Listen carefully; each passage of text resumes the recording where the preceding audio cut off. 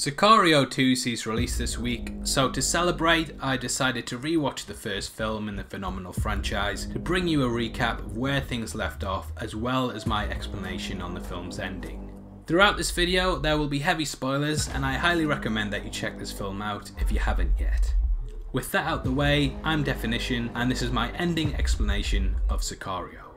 Throughout Sicario, we follow FBI agent Kate Mesa as she works with the CIA in order to take down drug cartel operations. Teaming with the shadowy CIA agent Matt Graver and Alejandro Gillick, she slowly discovers that things aren't what they seem, and because of this, gets thrown into the middle of the crosshairs.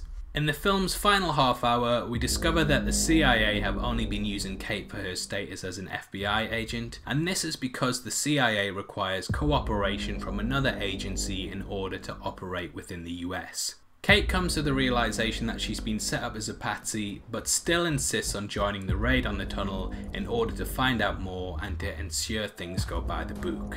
The team kills all of the men in the tunnel, and Alejandro reaches the other end where he kidnaps one of Diaz's drug mules. When Kate arrives and attempts to stop Alejandro, he shoots her bulletproof vest, which momentarily paralyzes her and allows him to continue on his mission. Returning to the tunnel entrance, Kate confronts Matt, who explains that by disabling the Sonora cartel, they are attempting to return to a time when a single cartel, the Medellin, ran the drug trade. This would ultimately return order to the industry and thus reduce violence. And until Americans stop using cocaine, this is the best that they can hope for. Alejandro, who worked for the Medellin, was brought on to assassinate Alarcon. Matt explains to Kate that Alarcon had ordered the murder of Alejandro's wife and daughter, and this is Alejandro's opportunity for revenge.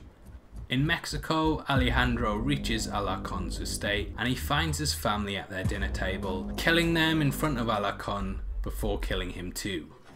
After the completion of the mission, Alejandro appears in Kate's apartment where he forces her at gunpoint to sign a waiver legitimizing the operation. As he leaves, she aims her pistol at him, but as he makes eye contact with her, she realizes she cannot bring herself to pull the trigger. Alejandro warned Kate that she was not cut out to live amongst the wolves, and the lowering of her gun confirms this. This also highlights why the character will not return for the sequel.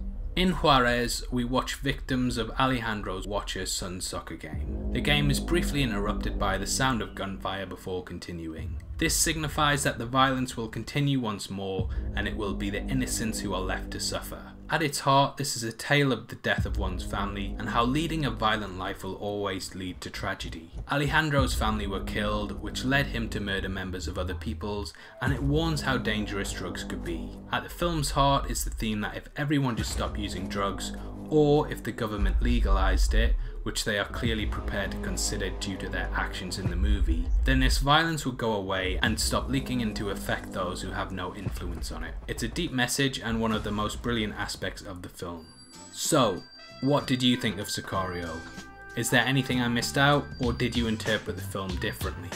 Comment below and let me know. And if you enjoyed this video, then please like and subscribe to my channel. I create content like this weekly, and there'll definitely be something on here that you love. Make sure you keep an eye out for my Sicario 2 Ending Explain video, and check out my Luke Cage Season 2 Ending Explain video at the end of this one. Again, thanks very much for taking the time to watch this, and I'll see you next time. Take care. Peace.